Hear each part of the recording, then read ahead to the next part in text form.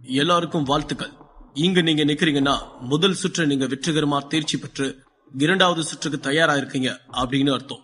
அப்படி யாரும் தயாரா இல்லைன்னா வாசல் திறந்துதான் இருக்கு. இப்பவே ஓடி போயிருங்க. ஏன்னா இந்த சுற்று மிகவும் பயங்கரமானதா இருக்கும். இதுல நீங்க உங்க ஸ்பிரிட்ட அவேக்கிங் செஞ்சுக்கலாம். யார் வேணா எத்தனை பேரை வேணாலும் அடிச்சுக்கலாம்.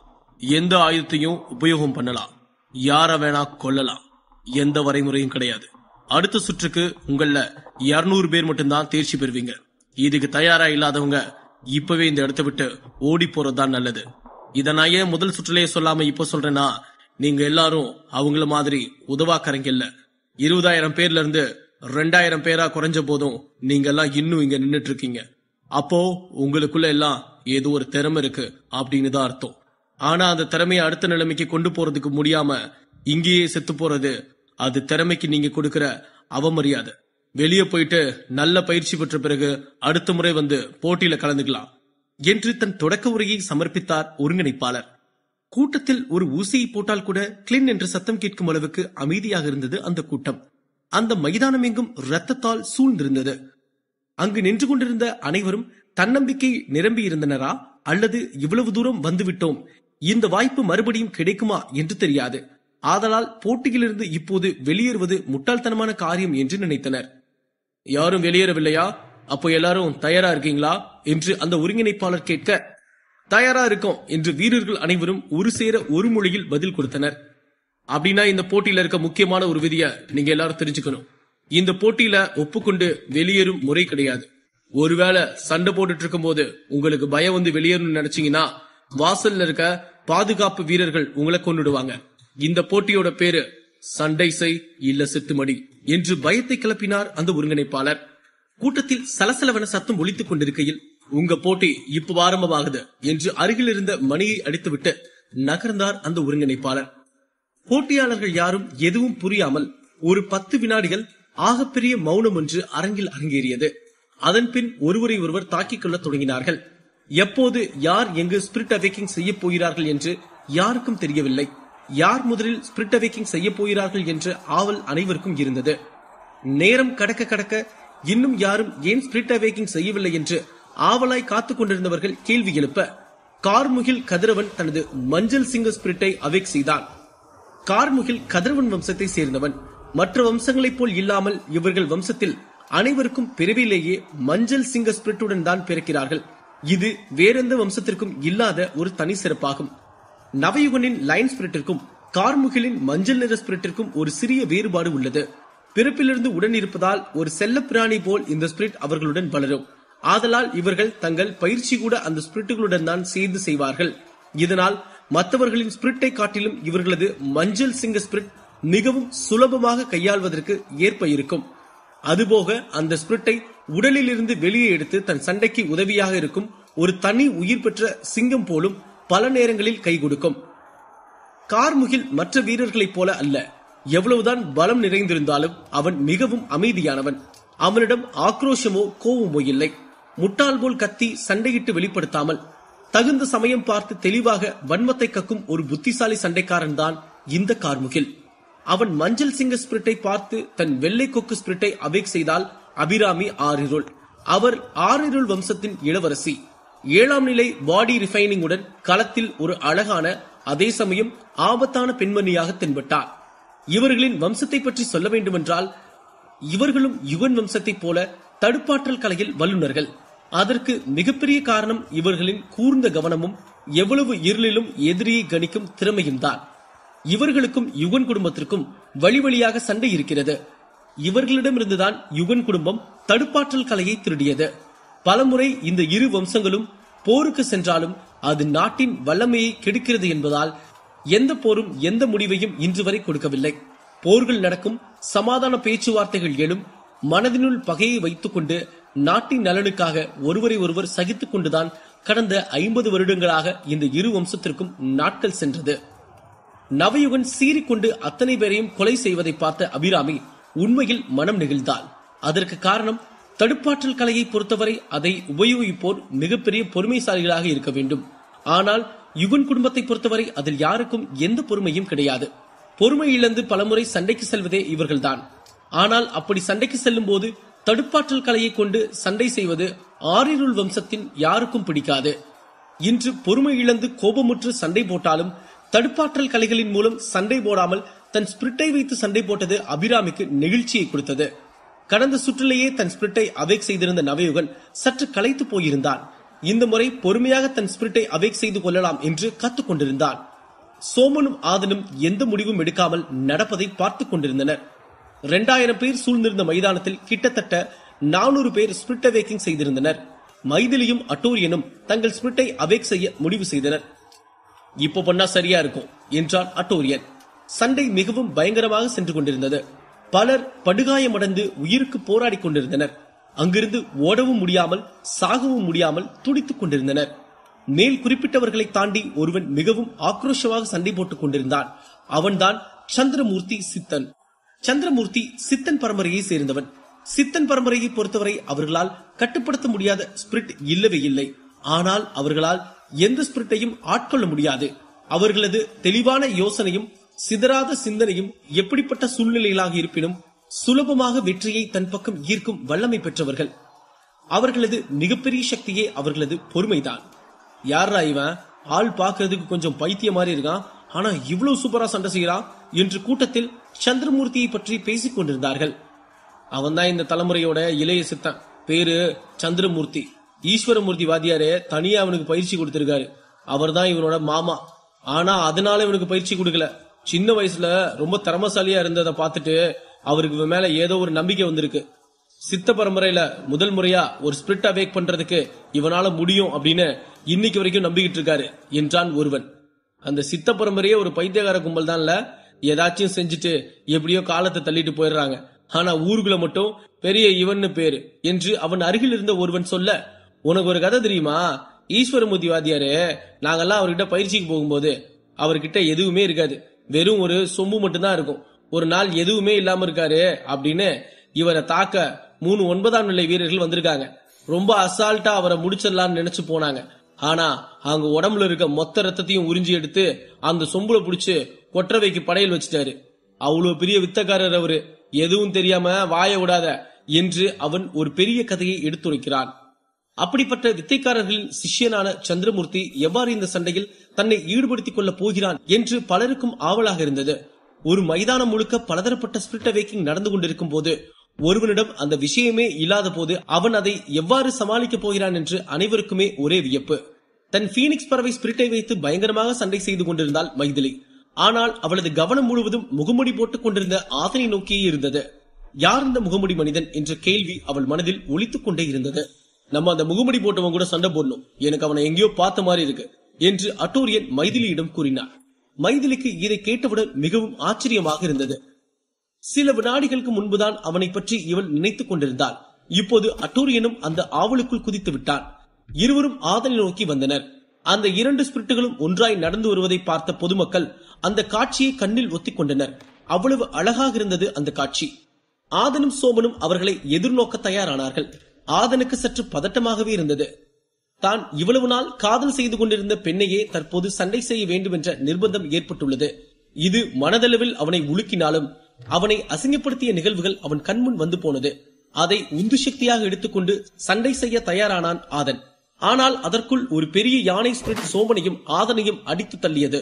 சோமனும் ஆதனும் இதனால் 200 மீட்டருக்கு அப்பால் சென்று விழுந்தனர். அந்த யானை ஸ்பிரிட்டுக்கு சொந்தக்காரன் சாகுல். சாகுல் அதிர்வந்தன் வம்சத்தை சேர்ந்தவன். அந்த வம்சமும் யாருடனும் ஒப்பிட முடியாத வம்சம். அவர்கள் சில நேரங்களில் மிகவும் ஆக்ரோஷமாக இருப்பார்கள், பல நேரங்களில் மிகவும் சாதுவாக இருப்பார்கள்.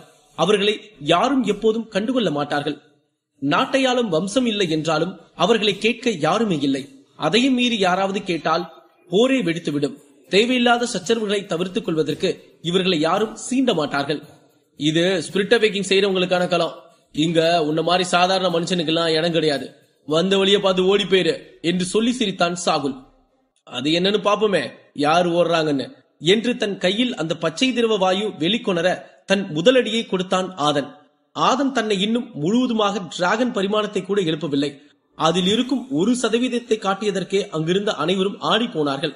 அதற்கு காரணம் அடிவாங்கிய சாகுல் 50 மீட்டர் தொலைவில் பறந்து சென்று விழுந்தான். அவனின் யானை கனத்தால் அந்த இடமே சற்று ஆடி போனது. இன்னும் அவன் எந்த ஸ்பிரிட்டையும் அவேக்கிங் கூட பண்ணவில்லை. எப்படி இவ்வளவு சக்தி வந்திருக்கு அவனுக்கு என்று கூட்டத்தில் சலசலப்பு வெடித்தது. சோமனும் ஸ்பிரிட் அவேக்கிங் செய்ய முடிவு செய்தான். அதன்படி தன் நெருப்புக்கோழி ஸ்பிரிட்டை அவேக் செய்தான் சோமன். அதை கண்ட அனைவரும் சிரித்தார்கள். அதற்கு காரணம் உண்டு. எட்டப்ப வம்சத்தை சேர்ந்தவர்கள் பெரும்பாலும் தங்கள் உடல் அமைப்புக்கு ஏற்றவாறு, சக்திக்கு ஏற்றவாறு சிறுத்தை அல்லது மானைத்தான் தங்களின் ஸ்பிரிட் அனிமலாக தேர்வு செய்வார்கள். நெருப்புக்கோழிக்கு மானிடம் இருக்கும் சக்தி கூட கிடையாது. இவையெல்லாம் எட்டப்ப வம்சத்துக்கு இழுக்கு. ஒருத்தன் என்னதான் பலவீனமா இருந்தாலும் நெருப்பு கோழிய ஸ்பிரிட் விலங்கா தேர்வு செய்ய மாட்டான். அவ்வளவு கேவலமான ஸ்பிரிட் அவேக்கிங் பண்ணணும்னு யாருமே ஆசைப்பட மாட்டாங்க, முயற்சியும் செய்ய மாட்டாங்க என்று கூட்டத்தில் கைதட்டி சிரித்தார்கள். வீரர்களும் இவனால் என்ன பண்ணிவிட முடியும் என்று அலட்சியமாக இருந்தார்கள். ஆனால் யாரும் எதிர்பார்க்காத விதமாக மிதமிஞ்சிய சக்தியுடன் களத்தில் இறங்கி அதிதீவிரமாக சண்டை போட்டான் சோமன். தன் வேகமான அசைவுகளை வைத்து யாரும் கண்ணிமைக்கும் நேரத்தில் வெட்டி சாய்த்து விடுகிறான். ஆனால் யாரையும் இன்னும் அவன் கொல்லவில்லை. இவனை பார்த்து சிரித்துவிட்டு சண்டைக்கு வந்தவர்களிடம் இருந்து தன்னை காப்பாற்றிக் கொள்ளவே இவ்வளவு நேரம் சண்டை போட்டான். உனக்கு கடைசி ஆசை எதுவும் இருக்கா? அது கடைசி வரைக்கும் கனவாதான் இருக்க போகுது. ஏன்னா நான் உன்னை இப்ப கொல்ல போறேன் என்று ஆதன் தன் வாளை எடுத்து சாகுலின் தலையை துண்டித்து போர்க்களத்தில் தூக்கி எறிந்தான் ஆதன். இதை கண்ட அனைவரும் திகைத்து போனார்கள். யார் இந்த இருவர்? எப்படி இவ்வளவு பலம் பொருந்தியவர்களாக இருக்கிறார்கள்? குறிப்பாக முகமுடி அணிந்திருந்த ஆதன் அங்கு இருந்த அனைவரது கவனத்தையும் ஈர்த்தான். ஆதன் எப்போது முகமுடியை கலட்டுவான், எப்போது தன் ஸ்பிரிட்டை அவேக் செய்ய போகிறான் என்று அனைவரும் ஆவலாக எதிர்பார்த்துக் கொண்டிருந்தார்கள். மைதிலி மற்றும் அட்டோரியனும் கூட யார் இவன் என்ற ஆச்சரியத்தில் மூழ்கியிருந்தார்கள். இருப்பினும் அவர்கள் தற்போது போட்டுக் கொண்டிருந்த சண்டையை முழு கவனத்துடன் போட வேண்டும் என்ற நிர்பந்தத்திற்கு தள்ளப்பட்டனர். போட்டி ஆரம்பத்திலிருந்து இப்போது வரை மைதிலி எங்கும் யாரிடமும் அடி வாங்கவில்லை. அதற்கு காரணம் அட்டோரியன் அவளை காத்துக் கொண்டிருந்தான். இவ்வளவு பெரிய ராஜ குடும்பத்திலிருந்து வந்த அழகியான இளவரசி யாரிடமும் அடி வாங்கிவிடக் கூடாது என்ற ஒரே காரணத்தால் யாரையும் அவள் அருகில் நெருங்க விடவில்லை. இது அவளுக்கு மிக வசதியாக போனது. மைதிலியின் பலம் குறையவே இல்லை. அட்டோரியன் இல்லை என்றாலும் மைதிலியை தொடுவது அவ்வளவு எளிதான காரியமில்லை. ஏனென்றால் மைதிலி அவ்வளவு பலசாலியாக அங்கு சண்டை போட்டுக் கொண்டிருந்தாள். மைதிலி மீது ஏதேனும் தாக்குதல் விழுவதற்கு வாய்ப்புள்ளதா? அட்டோரியனும் மைதிலியும் வியந்து பார்த்துக் கொண்டிருந்த அந்த முகமுடி மனிதன் ஆதன் என்ற உண்மை அறிவார்களா? ஆதன் அசாத்திய பலத்தை பார்த்து மைதிலி மனம் மாறுவாளா? பழிவாங்கும் எண்ணத்தில் ஊறிப்போய் இருக்கும் ஆதனுக்கு அதற்கான சந்தர்ப்ப சூழ்நிலை கிடைக்குமா?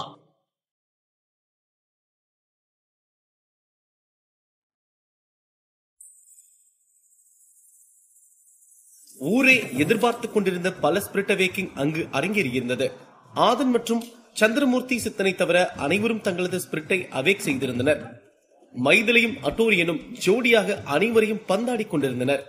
சிந்து ஒருபுறம் தன் பருந்து ஸ்பிரிட்டை வைத்து சண்டையிட்டுக் கொண்டிருந்தாள். நவயுகன் ஒருபுறம் சண்டை போட்டுக் கொண்டிருந்தான். ஆதனும் சோமனும் மறுபுறம் தீவிரமாக சண்டை போட்டுக் கொண்டிருந்தனர். சோமனால் ஸ்பிரிட்டை அவேக் செய்ய முடியும் என்பது ஆதனுக்கே ஆச்சரியமாக இருந்தது.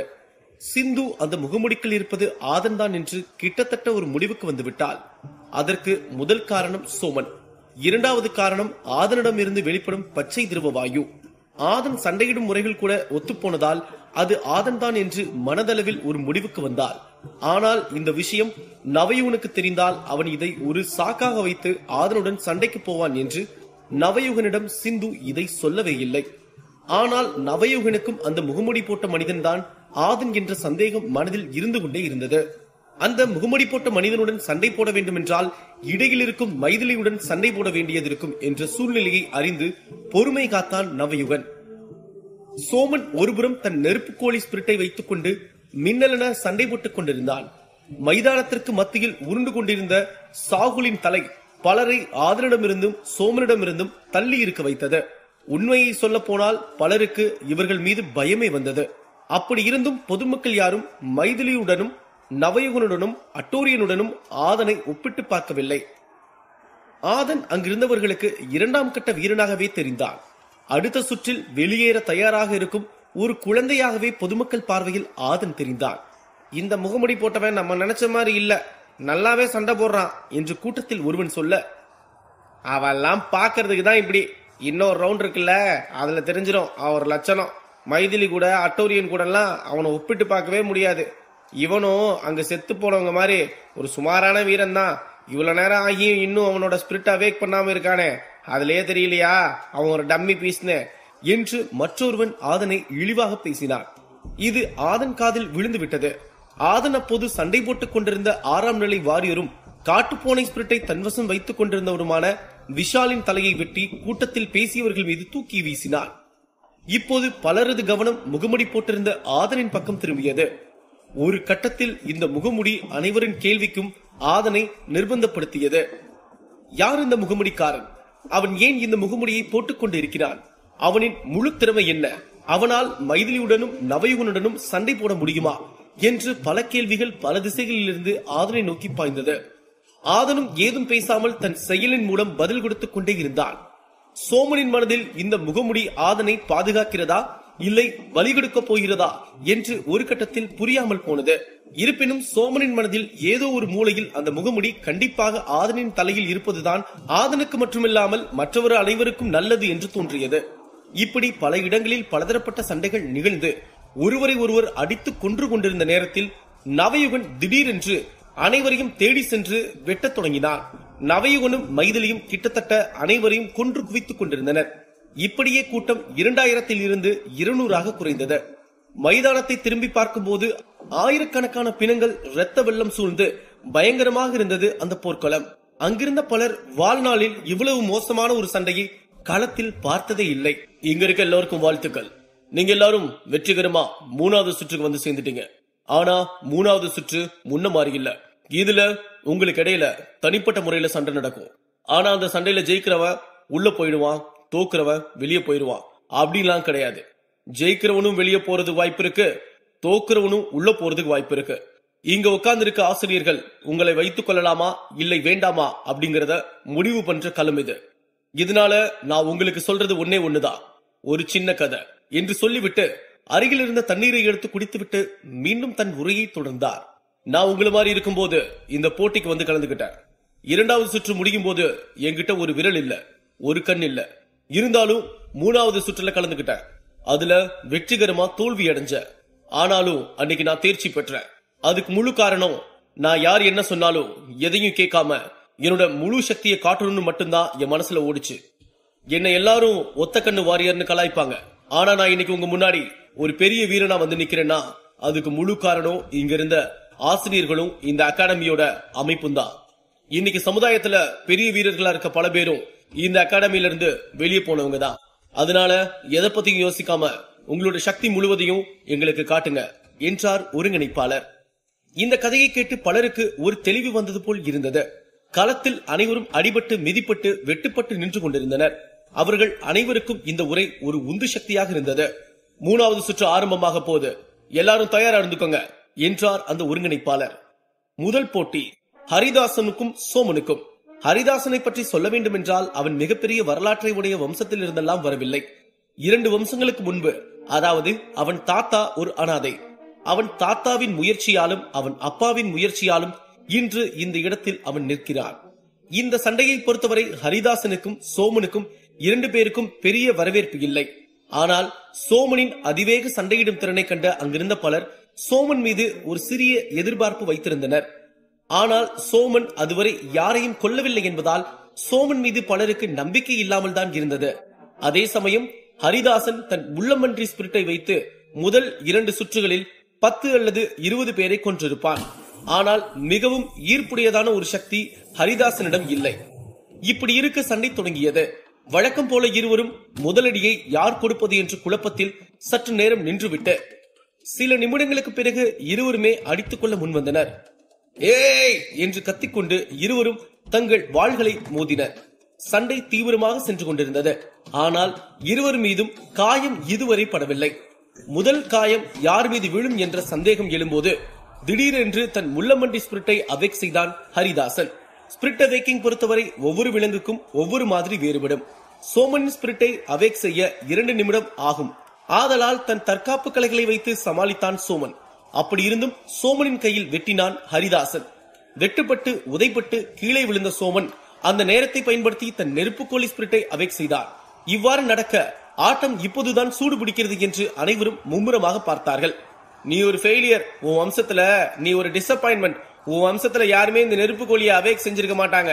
ஏன்னா இது அவ்வளவு மொக்க ஸ்பிரிட். இத வச்சுக்கிட்டு நீ என் கூட சண்டைக்கு வர போறியா என்று திமிராக சோமனை பார்த்து நக்கல் செய்து சிரித்தான் ஹரிதாசன்.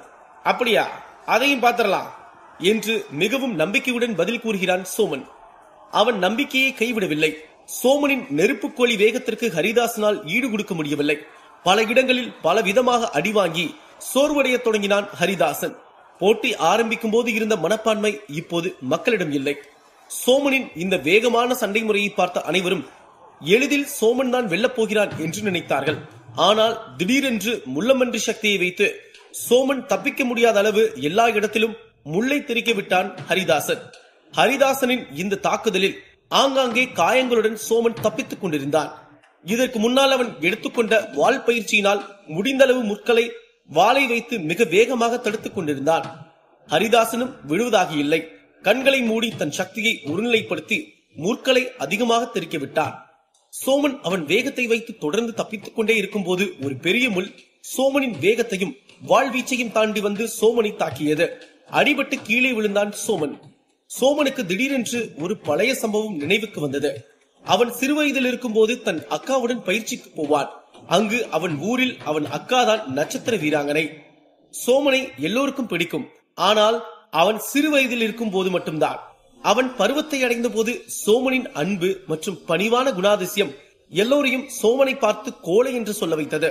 அதுவும் குறிப்பாக அவன் அக்கா மாதிரி ஒரு வீராங்கனை இருந்த போது அவனை எல்லோரும் மிகவும் கேவலமாக நடத்தினர். ஒருமுறை அவன் அக்காவிடம் சென்று, அக்கா, நான் உங்ககிட்ட ஒண்ணு கேட்கலாமா என்று வினவ அவளும் தலையசைத்தாள். ஏன் உன்னை எல்லாருக்கும் பிடிச்சிருக்கு, என்னை யாருக்குமே பிடிக்க மாட்டேது என்று கேட்டாள்.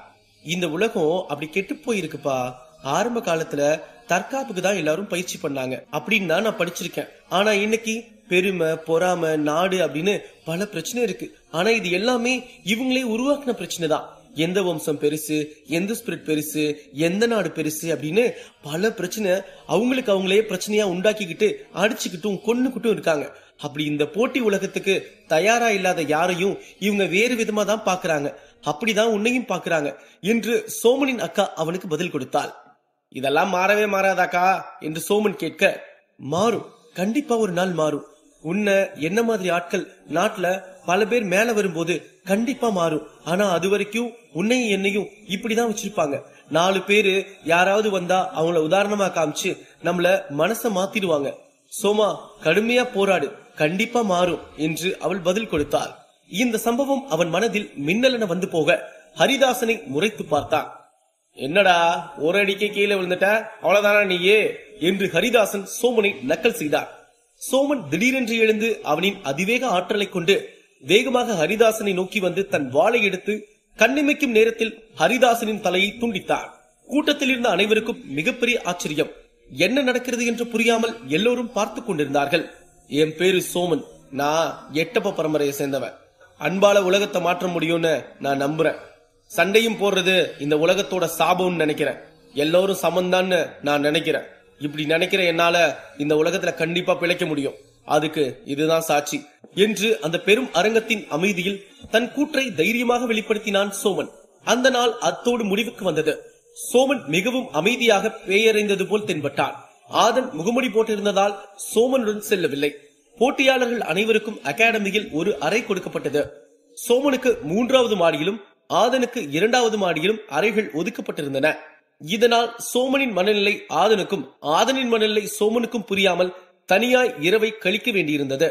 போட்டியாளர்களிடம் அறையை பங்கு போட்டுக் கொள்ள சொல்லியிருந்தால் யாராவது எங்காவது அடித்துக் கொள்வார்கள் என்று ஒருவருக்கு ஒரு அறை மட்டுமே ஒதுக்கப்பட்டிருந்தது. ஆனால் அகாடமியில் மொத்தமே 150 அறைகள் தான் இருந்தது. மீதம் இருந்தோரை அருகில் இருந்த ஒரு மேன்ஷனில் தங்க வைத்தார்கள். இரவு மெல்ல கழிய தொடங்கியது. இன்று நடந்ததை நினைத்து மிகவும் அதிர்ந்து போயிருந்தான் சோமன். தன் வாழ்நாளில் இதுவரை யாரையும் கொலை செய்ததில்லை அவன். அவன் எதை நிலைநாட்ட நினைத்தானோ அதற்காகவே எதை எதிர்க்கிறானோ அதுவாகவே மாறியது அவனுக்கு பெரிய குழப்பங்களை கொண்டு வந்தது. நாளை நடக்கவிருக்கும் மீதமிருக்கும் போட்டியில் தான் பங்கு பெறப் போவதில்லை என்று அவனுக்கு தெரியும். அதனால் அங்கிருந்த ஒருங்கிணைப்பாளரிடம் சென்றுவிட்டு தன் அக்காவை பார்க்க மீண்டும் ஊருக்கு செல்லலாம் என்று முடிவெடுத்தான். அவனது பொருட்கள் அனைத்தையும் எடுத்துக்கொண்டு கீழே வரும்போது ஆதனை பார்த்தான். சோமா, எங்க கிளம்பிட்ட என்று அதிர்ச்சியில் ஆதன் கேட்டான். நீ ஏன் முகமுடி போடாம இருக்க என்று அதைவிட மிகவும் பெரும் அதிர்ச்சியில் சோமன் ஆதனை பார்த்து கேட்டான். அது இருக்கட்டும், நீ எங்க போறேன்னு சொல்லு என்று ஆதன் கேட்க சொல்றேன், முதல்ல போய் மாஸ்க போடு என்று சோமன் பதில் சொன்னான். இருவரும் ஆதனின் அறைக்குள் சென்றனர். அங்கு சோமன் எடுத்த முடிவை ஆதனிடம் தெரிவித்தான். என்ன சொல்ற? எவ்வளவு அழகா சண்டை போட்டுட்டு இருக்க, கண்டிப்பா உன்னை தேர்ச்சி பண்ணுவாங்க, நீ ஏன் அவசரப்பட்டு போற என்று ஆதன் அதிர்ந்தான். அவங்க சொன்னதை கவனிச்சியா? போட்டியில வெற்றி தோல்வி தாண்டி தான் நம்மள அவங்க தேர்ச்சியே பண்ணுவாங்க. நான் பேசின பேச்சுக்கு கண்டிப்பா அவங்க என்ன தேர்ச்சி பண்ண போறதே கிடையாது. எனக்கு இங்க இருந்தா சங்கடமாயிரும், என் அக்காவை பார்க்கணும் போல இருக்கு, நான் கிளம்புறேன் என்றான் சோமன். இப்போது சோமனை தடுப்பதற்கு ஆதனிடம் எந்த வார்த்தைகளும் இல்லை. அதனால் ஒன்றும் பேசாமல் அப்படியே உட்கார்ந்துள்ளான் ஆதன். சோமன் எழுந்து முகமுடியை எடுத்து ஆதனுக்கு அணிவித்து விட்டு, நீங்க தூங்கும் போது கூட ஒரு கண்ணை திறந்து வச்சுட்டு தான் தூங்கணும், ஜாக்கிரதையாரு, நாளைக்கு போட்டியில நல்லா பண்ணு, அனாவசியமா கோவப்படாத, தெளிவா இரு, நல்லா தூங்கிட்டு போ, உடம்ப பாத்துக்கோ, வாய்ப்பு இருந்தா பார்க்கலாம் என்று சொல்லிவிட்டு தன் பொருட்களை எடுத்துக்கொண்டு கிளம்பினான் சோமன்.